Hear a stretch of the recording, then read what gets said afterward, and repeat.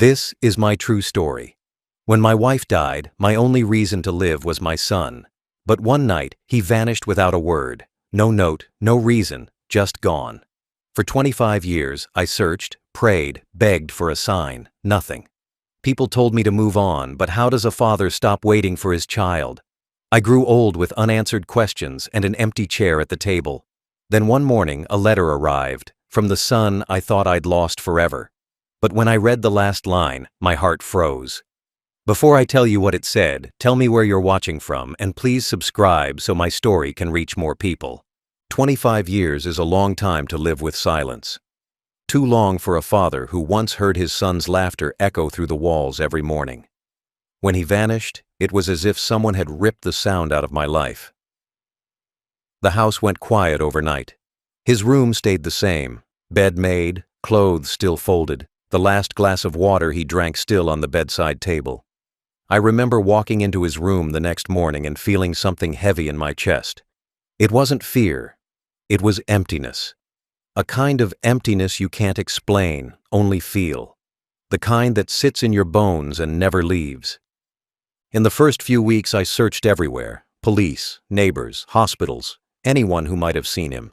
Every door I knocked on gave me the same answer. Nothing, no trace, no clue. I went to the bus station, asked every driver, every ticket clerk, if they had seen a boy with his face, his name, his nervous smile. I showed them his picture so many times that the edges started to tear. I printed new ones. I never stopped searching. My wife cried every night, her tears soaking the pillow until dawn. She blamed herself. She said maybe she was too strict, maybe she said something that hurt him, but I knew it wasn't her fault. He loved his mother more than anything. He wouldn't have just disappeared without reason. That thought kept me awake every night, the why that never got answered. As months turned into years, hope became a strange kind of pain. It didn't fade, it just changed shape. I stopped expecting a phone call or a knock on the door, but I never stopped leaving the porch light on. Every birthday, every holiday, I set an extra plate on the table, one for him. My wife used to tell me to stop, that it was time to accept he wasn't coming home. But how can a father accept that? I used to tell her, he's out there, he'll come back when he's ready. I said it so many times that I started saying it just to hear myself believe it. The years took her first. She died with his name on her lips. I still remember the last thing she said. If he ever comes back, tell him I forgave him. Those words stayed with me like a weight on my chest. After her funeral, I kept going to the same places, asking the same questions, even though everyone around me stopped believing. People moved on, friends stopped visiting, neighbors stopped asking. They thought I was living in denial. Maybe I was. But a father's denial is just another word for love that doesn't know where to go. As time passed, I aged. My hair turned gray, my hands weaker, but my heart never stopped waiting. I learned to live with silence, the kind that follows you from room to room. The sound of clocks ticking became my company. The house started to feel smaller. The nights got colder. I talked to his photograph every morning, the one of him smiling on his graduation day. I told him things as if he could hear me. What I cooked, how the garden looked, how his mother's roses still bloomed. I asked him every day, "Where are you, son?" The walls never answered. There were days when I thought about giving up, selling the house, moving somewhere new, trying to forget. But then I'd see something, a boy on the street with the same hair, a man on the bus with the same walk, and for a second, I'd feel my heart race again. I chased shadows for years, mistaking strangers for him. Every false hope cut deeper than the last. But I never stopped. I couldn't. Because the love of a parent doesn't end with distance. It doesn't die with silence. It just waits. Endlessly, quietly, painfully. By the 25th year, I had stopped speaking about him out loud. People got tired of hearing the same story. I became the old man who still waits. But deep down, I didn't care what anyone said. I knew what I felt. Somewhere in this world, my son was still breathing. And as long as he was, I would wait. Even if I died waiting, I would still keep that space in my heart open for him. And then one morning, after decades of silence, something changed. I woke up to the sound of the mailman sliding an envelope under my door. Just one small, faded envelope. Nothing special about it. But when I saw the handwriting, my hands started shaking. It was familiar. It was his. After 25 years of silence, my son had finally spoken, not in person, not with his voice, but through a letter that carried every tear I had shed all those years. The envelope was old, the edges torn, and the paper inside yellowed like it had been waiting as long as I had. I held it for a long time before opening it. My hands trembled. My heart thudded against my chest like it was trying to break out.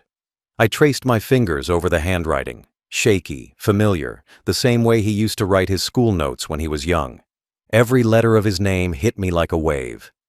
I whispered it softly under my breath, afraid that if I said it too loud, it might disappear again, just like he did.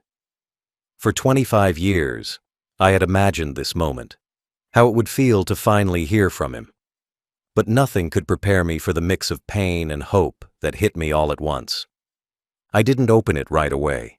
I sat at the kitchen table, the same table where he used to do his homework, the same chair where his mother would sit and talk about her dreams for him. The letter sat in front of me like a ghost, silent but powerful. I stared at it for hours. I made tea, but I couldn't drink it. I picked up the envelope, put it down, picked it up again. My hands were too unsteady to tear it open. What if it wasn't really from him? What if it was another cruel mistake, another false hope? I'd been through that before. Wrong names, wrong addresses, people saying they saw him when they didn't. I couldn't take another heartbreak. But the handwriting was his. I knew it. No one could fake that uneven slope of letters, that slight curve in the D of my name. It was him. It had to be. I finally gathered the courage and tore it open slowly, as if the sound of paper ripping would wake something sacred. Inside was a single folded page, creased and worn. I could tell it had been opened and closed many times before. Maybe he had written it years ago. Maybe he had carried it with him for a long time before sending it. The thought made my chest tighten. There was no return address, no city name, no clue about where it came from.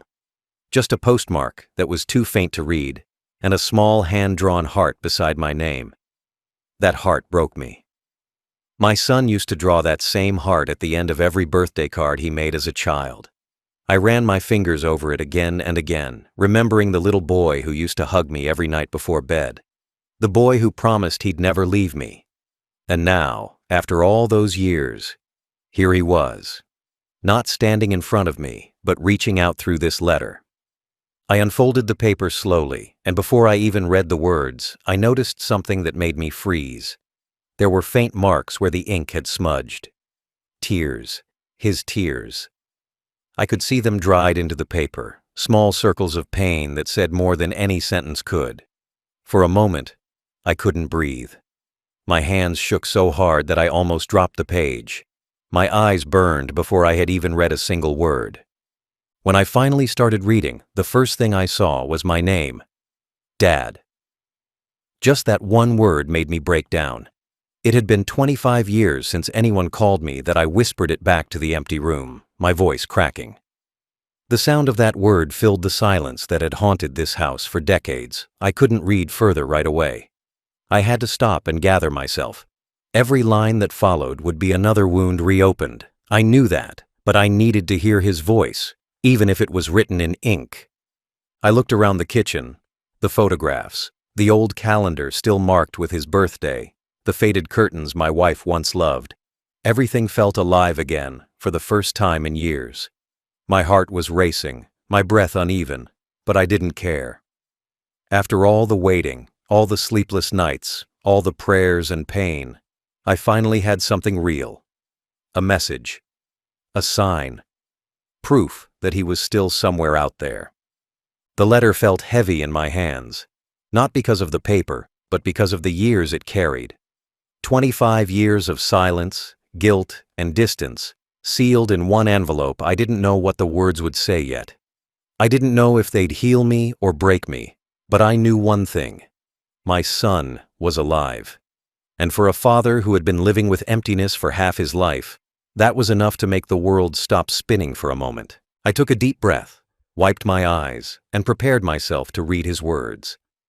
I didn't know that what waited inside that page would crush me in a way I had never been crushed before. The first line of the letter started simple. "Dad, you must be surprised to hear from me after all these years." My eyes stopped right there. The word "dad" hit me like a punch in the chest. I hadn't heard it spoken or written in 25 years. It was more than just a word. It was a reminder of everything I'd lost, every birthday, every hug, every conversation that never happened. I sat there, reading that line over and over, unable to move forward. Then I forced myself to continue. He wrote about how he left because he thought I didn't love him anymore. He said he believed my silence meant disappointment, that I was ashamed of him. My throat closed up reading those words. I had never stopped loving him, not for 1 second. But he had lived all those years thinking I did. That realization broke me more than his leaving ever did. He said he was young, foolish, and scared. That he made mistakes he didn't know how to fix. He wrote that he thought running away would spare me the shame of having a failure for a son. I could almost see him, 20 years younger, confused, lost, trying to make sense of the world without guidance. I had no idea that my own silence had hurt him so deeply. I thought I was giving him space, letting him learn his own way. I thought being strict when he made bad choices would teach him responsibility. But all it taught him was distance. He mistook my discipline for rejection, my quiet for disappointment. And that misunderstanding grew until it swallowed him whole. He wrote about how he had wanted to come home so many times, but was too afraid. He said he used to walk past our old street just to look at the house from a distance. He said he once saw me sitting on the porch alone and wanted to call out my name but couldn't make his voice work. Reading that made my heart twist. He had been so close, close enough to see me, close enough to come back, and yet still too broken inside to step forward. I imagined him standing there watching from across the road, his heart full of guilt while mine was full of longing. We were both waiting for each other, trapped by pride and pain. He wrote that he saw the obituary when his mother died. He said he was living somewhere far away at the time, and when he saw her name printed in black ink, he broke down. He said he went to the funeral, but stood far back where I couldn't see him. He watched as they lowered her into the ground. He said he wanted to fall to his knees beside me, but didn't have the courage. That sentence shattered me. All these years, I had thought he didn't care, that he had moved on without a thought. But he had been there, watching mourning, hurting, alone. He said he blamed himself for her death, that the grief I carried must have turned into hate. He believed he had ruined everything, that his running away had killed the family we once were. He said, "I thought if I stayed gone, maybe you could heal." That one line broke something deep inside me. All this time, I had been blaming him for leaving, but now I realized he had left because he thought it was the only way to protect us from himself. I kept reading, my eyes burning, my tears falling onto the paper. He said he had built a small life somewhere, nothing big, nothing fancy, just work, food, and a quiet room. He said he never married, never had children, because he couldn't imagine being a father when he thought he'd failed as a son. He wrote that every time he saw a father and son walking together, it felt like a knife twisting in his heart. He said he wished every day he could undo what he did, but life doesn't give that chance to everyone. By the time I reached the end of that page, my chest felt heavy, like a weight was pressing down on it. My heart hurt in a way I didn't think it still could. I had lived with pain for decades, but this was different. This was the pain of truth, of realizing that love can get lost, not because it dies, but because it goes unheard. My son hadn't stopped loving me. He had just stopped believing that I loved him.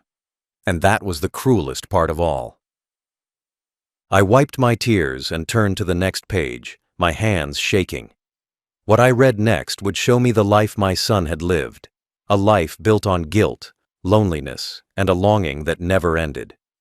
The next part of the letter tore through me like a knife. He wrote about the life he lived after he disappeared, a life that sounded more like punishment than living. He said he left the city with nothing but a backpack and a few dollars. For a while he slept on park benches and bus stations, afraid to use his real name. He said he worked odd jobs, washing dishes, cleaning garages, doing whatever he could to survive. He said the nights were the hardest. He'd lie awake, staring at the ceiling, thinking about home. He said every sound reminded him of the life he left behind. The ticking clock in our kitchen, his mother humming while cooking, me reading the newspaper on the porch. He said those sounds haunted him more than hunger ever did. He wrote that there were times when he almost came back. Once, during the winter of his first year away, he said he walked to a phone booth with trembling hands and dialed our number. He listened to it ring. Once, twice, 3 times. He said when he heard my voice on the answering machine, his throat closed up. He couldn't speak. He hung up and stood there crying in the cold. He said that moment stayed with him for years. He wrote that he hated himself for not saying something, for not letting me know he was alive. But he said shame grows fast, faster than courage. Every year that passed made it harder to come home. He said he used to check the newspapers sometimes, hoping to see something, anything, about me or his mother. Then one day he did. It was her obituary. He said he saw her photo and collapsed. He wrote that he didn't eat for days after that. He couldn't forgive himself for not being there, for missing her last moments. He said he came to the funeral, but stayed far in the back, behind the trees. He watched me cry. He said seeing me like that destroyed him. He said he wanted to run to me, to say, "I'm here." But the guilt held him like chains. He said he watched until the crowd left, and when I walked away, he stayed, standing in the rain, talking to her grave. He said he told her he was sorry, that he wasn't the son she deserved. He said he promised her he'd take care of me from afar, even if I never saw him again. He said after that, he couldn't stay in the same city. The memories were too heavy.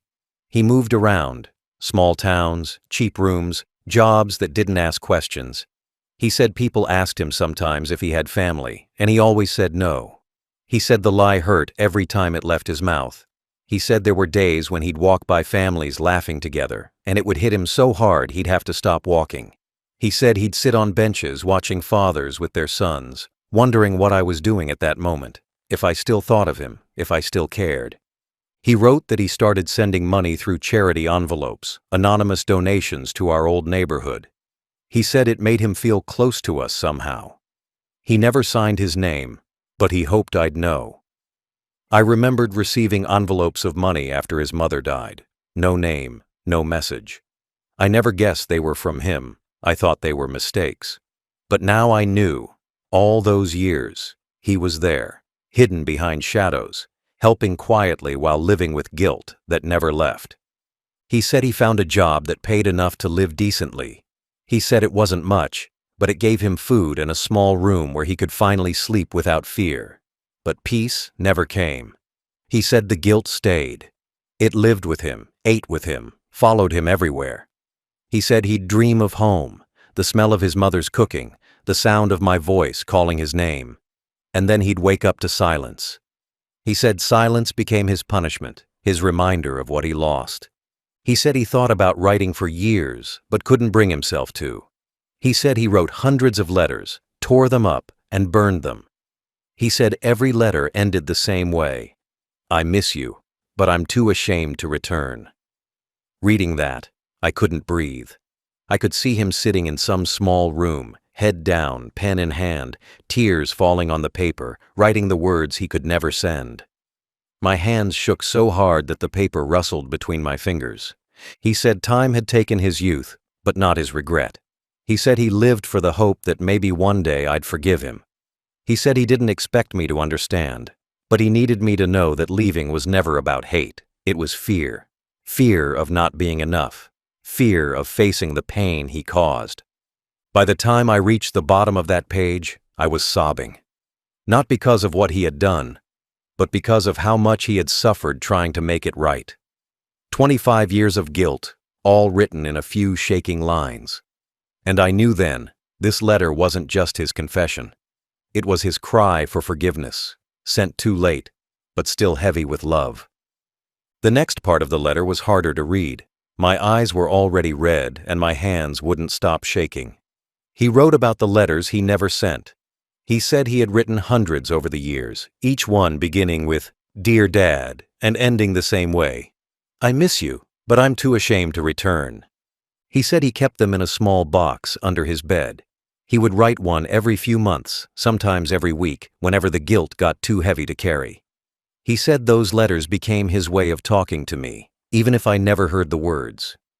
He said some nights he'd read them out loud to himself, pretending I was listening. I could almost picture him sitting in a small room, under a dim light, whispering words meant for me, into the silence. That image tore through me. He said he always wanted to send the first one, but every time he sealed an envelope, he got scared. He said the same thought always stopped him. What if Dad doesn't want to hear from me? That single line made my heart ache. I couldn't believe he had spent half his life afraid of his own father's forgiveness. He said he used to imagine how I'd react if the letter came. Would I tear it up? Would I ignore it? Would I hate him more for coming back too late? Those fears kept him trapped in silence for decades.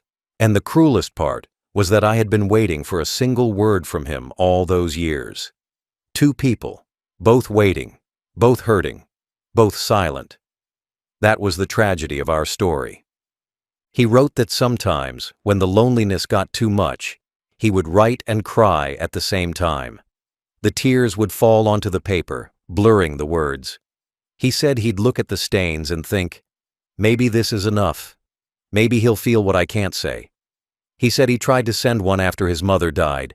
He wrote it the night of her funeral, sitting by a river. He said the letter was long, full of apologies, full of pain. But before sunrise, he tore it into pieces and threw it into the water. He said he watched the paper float away and promised himself he wouldn't bother me again. Reading that, I couldn't hold it in anymore. I dropped the letter on the table and cried into my hands. I kept whispering, "You were never a bother. You were my son." He said he had written on every kind of paper, napkins, notebook pages, receipts, whatever he could find. Some letters were just a few lines, some were pages long. He said sometimes he'd wake up in the middle of the night and start writing, scared that if he didn't, he'd lose the courage by morning. He said every letter made him feel closer to me, but also reminded him of how far he had gone. He said the words were the only way he could feel like he existed in my life again. He wrote about the last time he moved, said he took all the letters with him, but one night, a storm came and his small apartment leaked. Most of the letters were ruined, soaked, and unreadable. He said he sat on the floor holding the wet pages, crying until there were no tears left. He said watching those letters dissolve felt like losing me all over again. After that, he stopped writing for years. He said he couldn't bear the pain of saying goodbye every time he put his feelings on paper. Then, he wrote something that made me stop breathing for a moment. He said he started writing again recently, not because he thought I'd forgive him, but because he couldn't live with the silence anymore. He said he didn't have much time left, that his health wasn't good. He said he wanted his last letter to reach me, no matter how late it came. "If you're reading this," he wrote, "then I finally did what I couldn't do all these years. I reached you." Those words hit me harder than anything else in that letter. He said he didn't expect me to respond, that maybe I wouldn't even believe it was him. But he said it didn't matter. He just wanted me to know that he loved me. He said that no matter what happened, no matter how long he stayed away, he never stopped being my son. As I read that last part of the page, I realized this wasn't just a confession. It was goodbye. Every word was written like it was his last. Every sentence carried the weight of a lifetime of pain. My chest hurt, my throat burned, and my tears wouldn't stop. I wanted to reach through the paper, hold him, tell him that he was forgiven, that he always had been, but I couldn't. He was far away, lost in time, and this letter was all I had left of him. And then, just as I wiped my eyes and thought the pain couldn't get worse, I saw the next line, the one that froze my heart completely. I thought I had read the worst of it. I thought nothing could hurt me more than knowing my son had spent 25 years living in shame, thinking I stopped loving him. But then I reached the last part of the letter, the final few lines that would stay burned into my mind forever. His handwriting was weaker there, the ink faint, uneven, as if his hands were trembling while writing. He wrote, "Dad, if you're reading this, I want you to know I never stopped waiting for your forgiveness. My eyes froze on those words. I could barely see the rest of the page through my tears.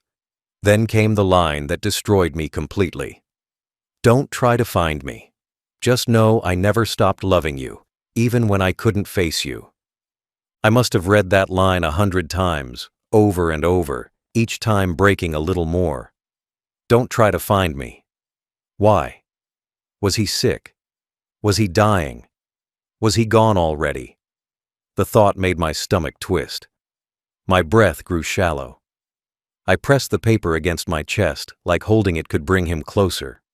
Somehow I kept whispering, "Why didn't you come home? Why didn't you just come back?" But of course the letter couldn't answer. It just sat there, carrying his pain, his voice, his goodbye. For years, I had dreamed of hearing from him, but not like this.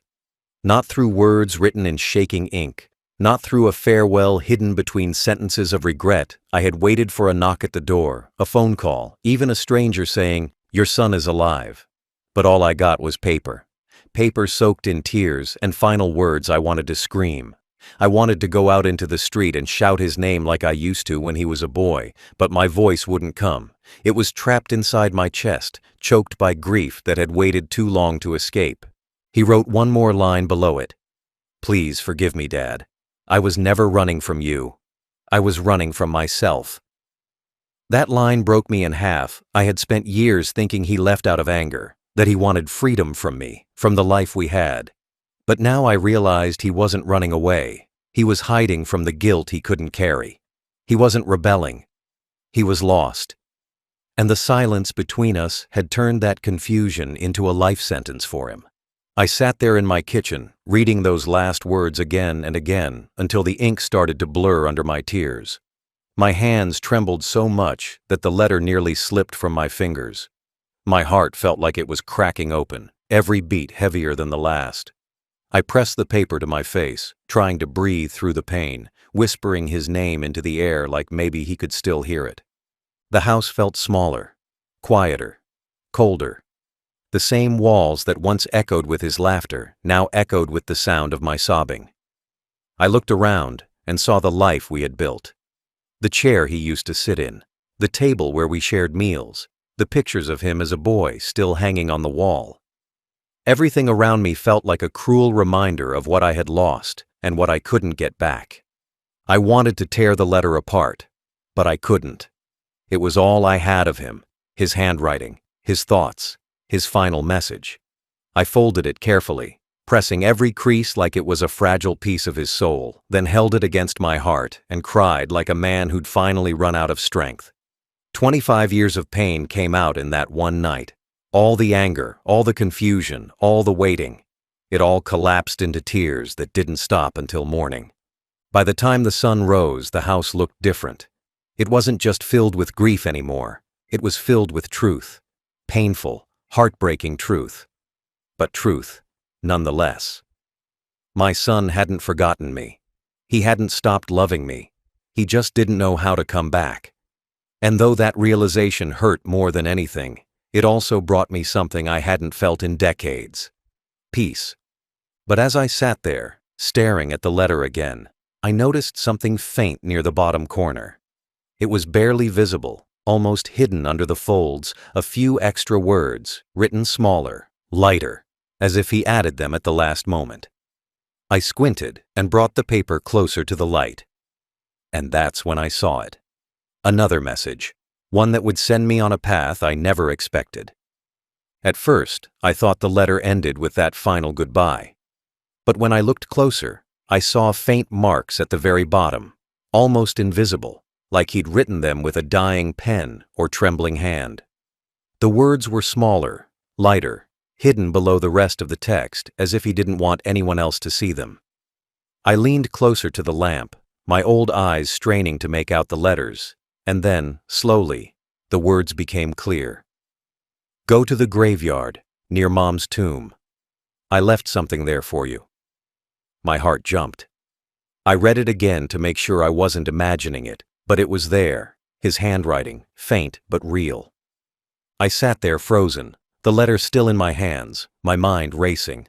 For a long moment, I couldn't move. What did he mean by that?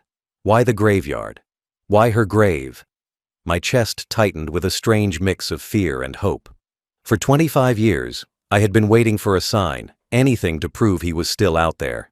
And now, suddenly, he had left me a message that could mean anything. My hands shook so hard I could barely hold the paper. I felt like I was reading a ghost's instructions. I looked at the clock. It was past midnight. The world outside was quiet, dark, cold. But I couldn't wait until morning. My mind wouldn't let me rest. I put on my coat, grabbed a flashlight, and walked out into the night. The streets were empty, the air biting against my skin. Every step toward that graveyard felt heavy. My heart thudded harder with each one.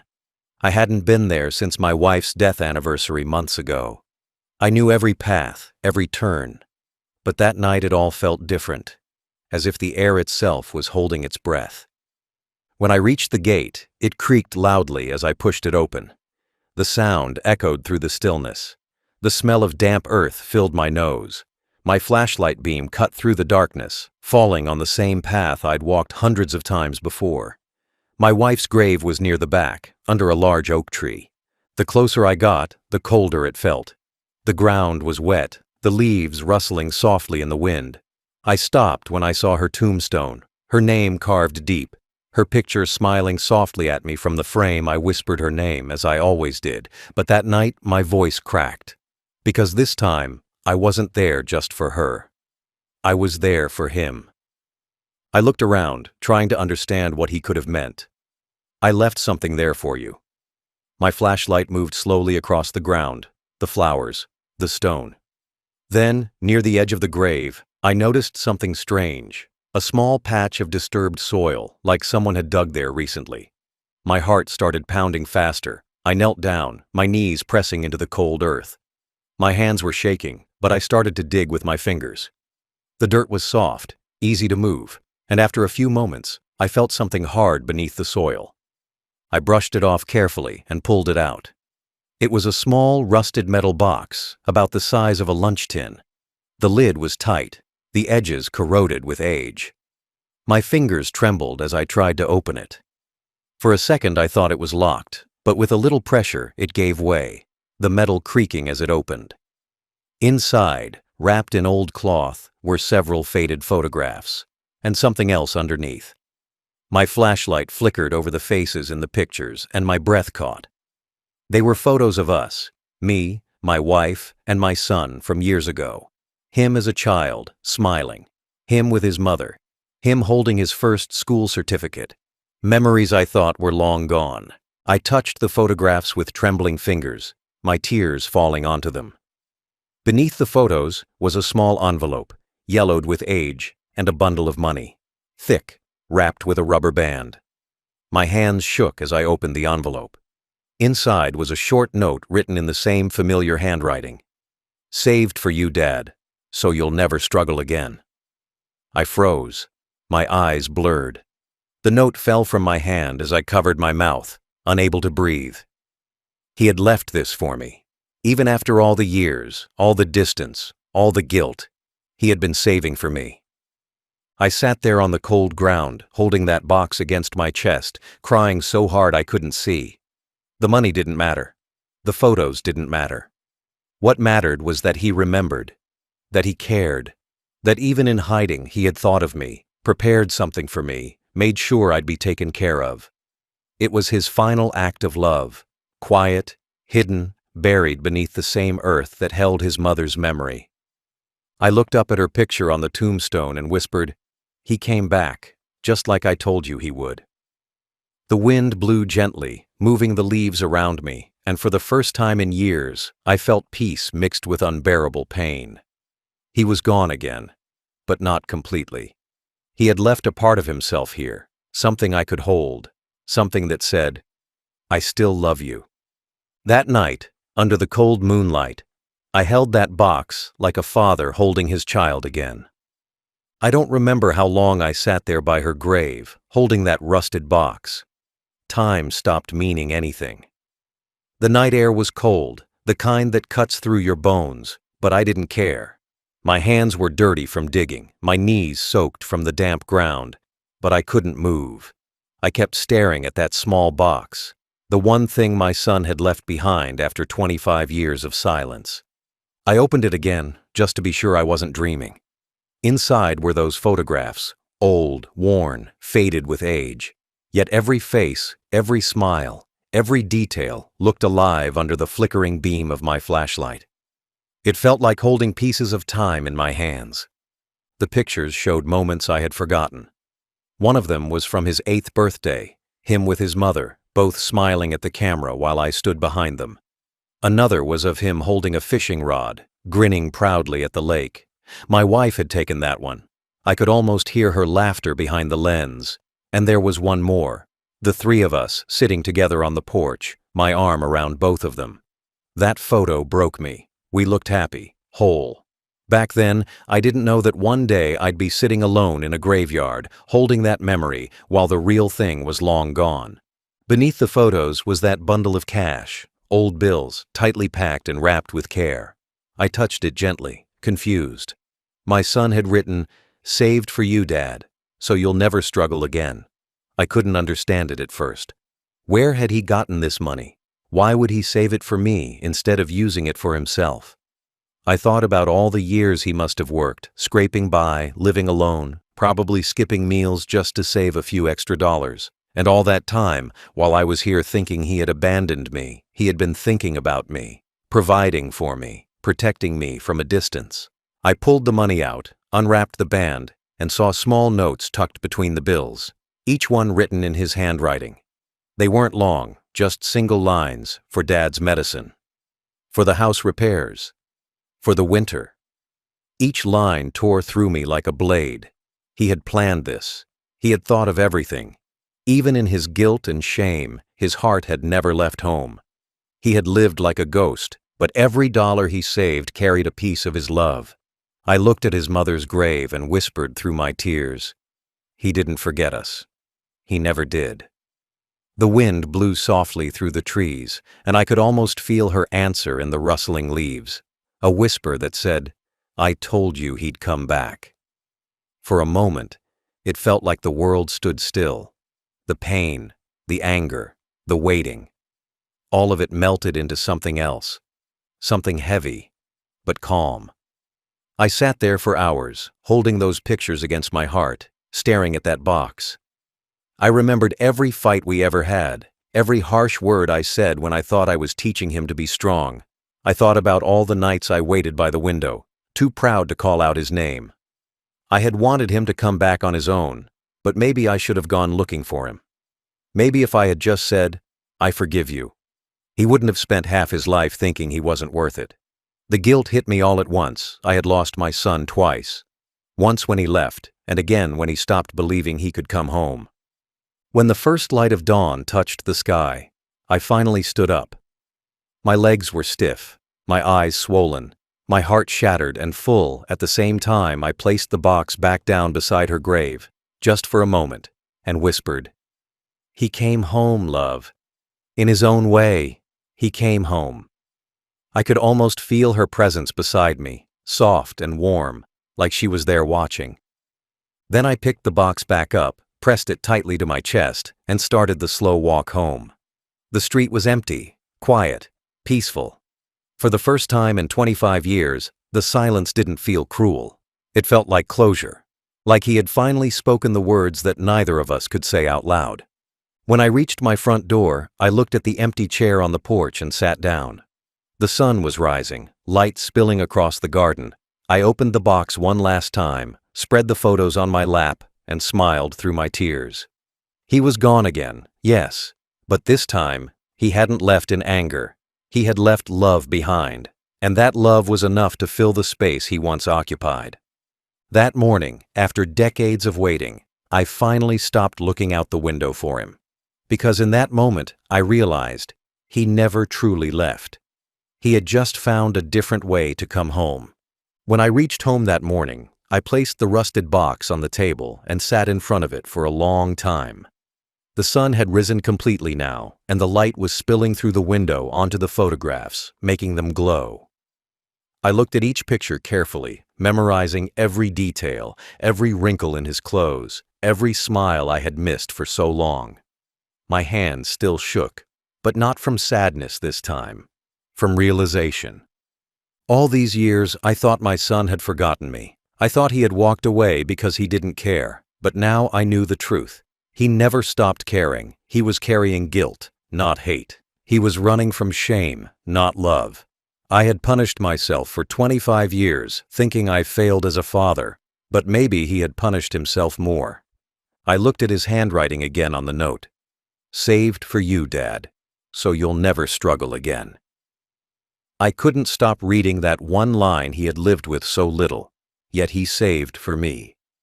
I thought about all those years when I barely had enough to pay the bills after his mother died, all the times I skipped meals to save money, all the nights I slept in cold rooms because I couldn't afford the heater. And all that time, my son was out there, working, collecting every dollar, thinking of me. He had carried his guilt like a cross, and this box was his way of setting it down. I rested my head on the table and cried, not the kind of crying that comes from pain, but from something deeper. It was the cry of a father who finally understood his child. I realized then that love doesn't always return the way we expect it to. Sometimes it doesn't knock on the door. Sometimes it doesn't speak. Sometimes it hides itself in old envelopes, buried boxes, and 25 years of silence. But it's still there, quiet, stubborn, alive. My son had been gone for most of my life, but now I knew he had never really left. His body was away, but his heart was still here, in this house, in these walls, in me. Every year I thought I had lost him. He was thinking of me. Every night I prayed for him. He was probably doing the same somewhere far away. We were never as far apart as I believed. I sat back in the chair and looked around the room. Everything felt different now. The house that had once felt empty suddenly felt full. Not with people, but with presence, his presence.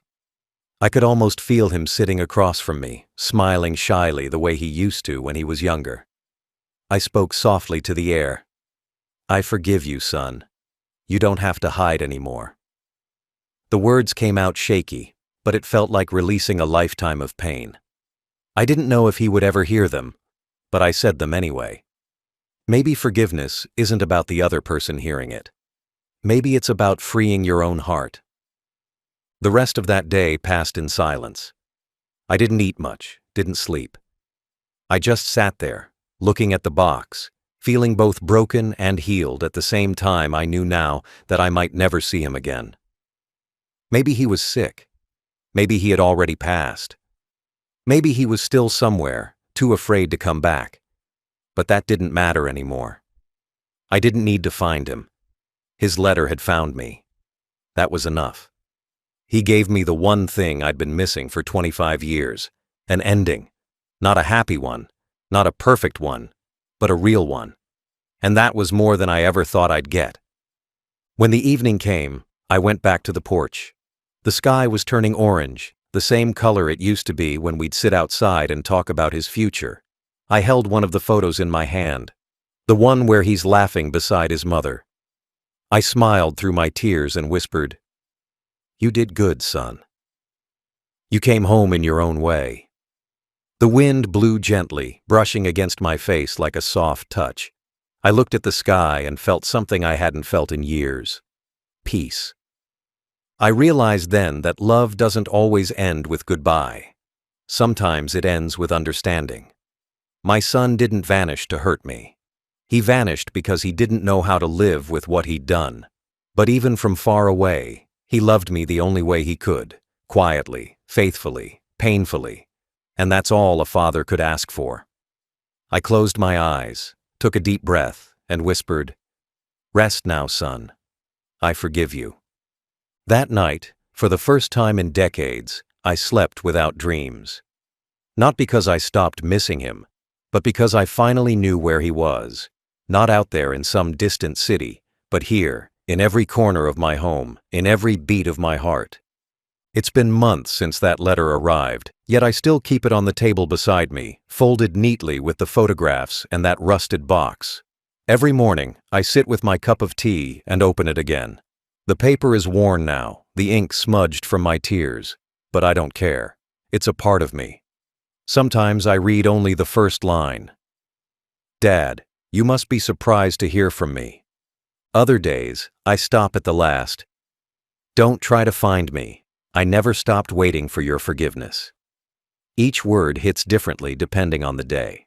Some days it hurts, some days it heals. But every time, it reminds me that love doesn't die. It just waits for the right moment to be seen again. I visit the graveyard every Sunday now. I bring flowers for my wife and sit beside her tomb for a while. I talk to her the way I used to when she was alive, quietly, gently. About the things that still linger inside me. I tell her about the letter, the photos, the money, the pain that turned into peace. I tell her that our boy never forgot us, that he loved us till his last breath. Even if that breath was taken somewhere far away, I like to believe she can hear me. The wind always seems to blow a little stronger when I speak his name. Maybe it's her way of saying she knows.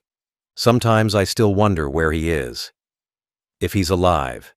If he's still out there reading my silence the way I once read his. I've thought about trying to trace the letter, to find a clue, a postmark, a fingerprint, something.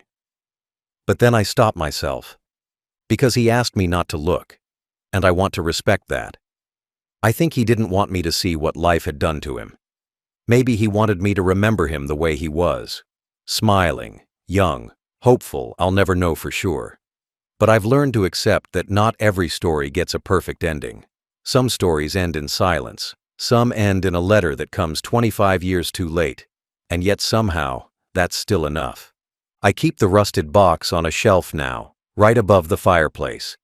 People who visit think it's just an old container with family keepsakes. They don't know what's inside. They don't know that it holds my son's soul. The photos, the notes, the money, they're not just things. They're proof that even broken hearts can find a way to speak again. I touch that box every day before I sleep. It's my way of saying goodnight to him. I whisper the same words I used to tell him when he was little. I'm proud of you, son. I've stopped blaming myself for everything. For years, I carried guilt like it was my shadow. I thought maybe if I'd been softer, he would have stayed. Maybe if I'd said, I love you more, he would have believed it. But life doesn't give us rehearsals. We all make mistakes, and sometimes we pay for them with time we can't get back. I can't change the past, but I can honor what's left. I can live the rest of my days with peace instead of pain. And that's what I'm doing now. One day at a time, one breath at a time. I've learned that forgiveness doesn't erase the hurt, but it makes it bearable. It turns a wound into a scar, something that still shows, but no longer bleeds. My son thought he was too late for forgiveness, but he wasn't. He never was. The moment I held that letter, I forgave him without even thinking. Because how could I not? A father's love doesn't expire. It waits, even when the world moves on. Now, when I look around my quiet home, I don't see emptiness anymore. I see reminders of love that survive distance, silence, and time. The old photos on the wall aren't just memories. They're proof that I had something real, something worth missing. My wife's smile, my son's laughter, they echo here still. This house is no longer lonely. It's full of ghosts, but not the kind that haunt, the kind that hold. I lost a son once to fear, but I found him again through love.